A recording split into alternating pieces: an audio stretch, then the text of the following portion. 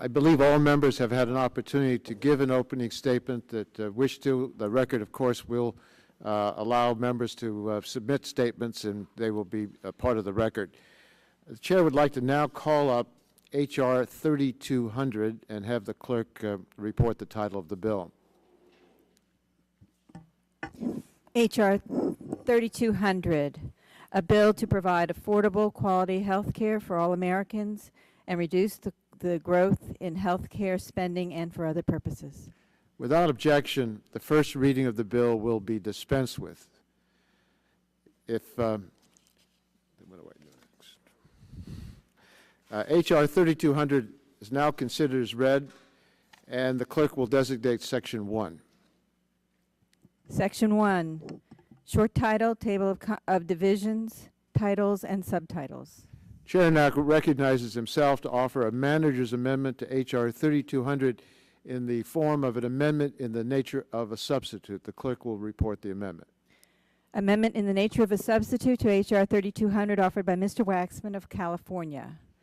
And, strike all after the enacting clause and insert without the objection, following. Chairman, reserving the right to. Well, let me put the unanimous consent request in the gentleman. I'll recognize you on the reservation. Without objection, the amendment in the nature of a substitute will be considered as read. Gentleman from Texas, Mr. Barton, on his reservation. Okay, I want to make sure. Where am I in my reservation, Mr. Well, Chairman? I ask that it be considered as read, and you reserved a right to object. So I have reserved that right. Yes. Okay, I wanted to reserve that right. Yeah. Okay, I'm trying to be nice. This is my nice day, Mr. Chairman, and so I want to commend you on my reservation for the opening statements. I know every member of the Republican side made an opening statement, and from what I could tell, most members of the majority also made an opening statement. I think that shows how serious this issue is. My reservation, Mr. Chairman, is on the alacrity with which we're going to consider this piece of legislation. Again, to give you a pat on the back, our committee is going to take more time than the other two committees of jurisdiction combined, so that's a good thing. But having said that, the manager's amendment in the nature of a substitute, I believe, is the binder. And I believe we got that sometime this morning. There is no way any member or any staff member or any group of staff members has had time to read that today.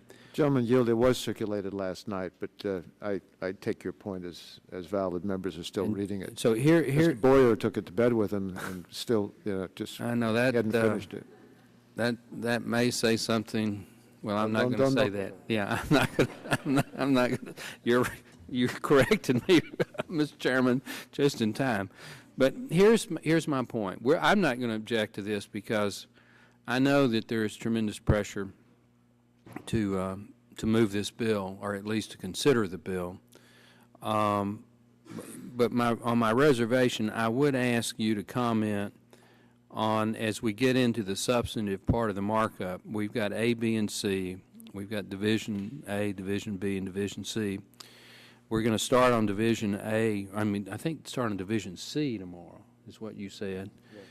As the markup progresses, if we see that it is not going to be an open and shut, all the Democrats vote one way, all the Republicans vote the other way, and I have listening to the opening statements, I got the impression that there are lots of concerns on the majority side as well as the minority side. So if we actually have real bipartisanship break out, which is a possibility, I'm not saying it's a probability, but it's a possibility, are you willing to go to your leadership and ask that the markup take a little bit longer than you've publicly said so we can actually improve the bill? I am looking forward to bipartisanship, and I haven't seen the Republican amendments, but I've heard some described to me privately, and some of them sound quite reasonable, but I haven't read them in detail. I'm open to discussing changes on a bipartisan basis, but I'm not going to speculate as to not finishing this bill within the time allotted for us. But I'm always open to further discussions with you. I'm not asking you to give me an open-ended commitment, Mr. Chairman, because I know the pressure that you're under. But I think there is a reasonable possibility that we can actually have a markup that is a markup. And that would be a good thing for the public. It'll be a good thing for the country. And what I don't want to happen is next Wednesday night about 10 o'clock or 9 o'clock, if several amendments that substantively change the bill have been adopted, and of which there's still amendments to be considered that we couldn't go through Thursday or Friday or something like that.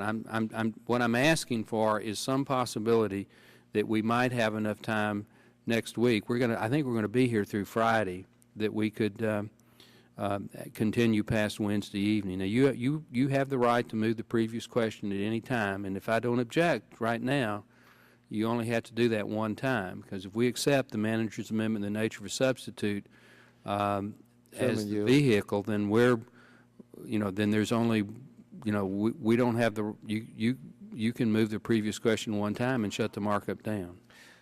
I hate to ever say that I wouldn't consider anything that's reasonable, but I do want to point out that we've been delayed. We wanted to meet late tomorrow night, and I think it was at your request that we are leaving early. We wanted to meet earlier on Monday, and other members requested that we come in later. I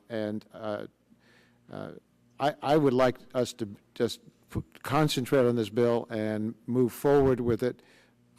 Let's see how that goes, but I'm always open to good ideas. This is the most important. I mean, this and the climate change bill are the two most important bills this committee has considered in a number of years. I think you'd agree with that. And yes. The health care bill, to some extent, is even more important than the climate change bill, because the health care bill so immediately impacts everybody in this country. The climate change bill is a little bit more amorphous in that, 30 years from now or 40 years from now, what's the CO2 concentration in the upper troposphere? That may not be of immediate concern, but whether somebody has health care insurance or health care access next year or 2 years from now is of immediate concern. And I think we are the premier committee of healthcare jurisdiction. If the gentleman would permit, be happy to, I don't disagree with you at all. This is a very important bill, and I want to see what changes you have. And if you have something that's very promising, I'll tell you, I'll stay here all weekend and work with you on it, and we'll be in better shape next week to move forward in the direction you think that might lead us to a bipartisan bill. I would never close the door on that. If there's a promising opportunity. But I'd like to not ask you to pin me down any more than that. Because we really have the I understand. Well, Mr. Chairman, I'm going to withdraw my reservation. I think you understand my point. The importance of this bill and the need for transparency, and the process argument is a difficult argument for people to understand, but in this case, I think most Americans will follow the debate in this committee, and to the extent that we engage in an open, transparent process that gives all of the substantive amendments an opportunity to be heard and voted on, the work product and the credibility of this committee and the Congress will be better for it. I strongly agree with the gentleman. Now, if there's no objection, the reading of the amendment will be dispensed with, and without objection, amendments drafted to H.R. 3200 are considered to conform with this amendment in the nature of a substitute. Without objection, that'll be the order. Without objection further, we'll stand in recess until 10 a.m. to tomorrow morning. Thank you. That concludes our meeting for today.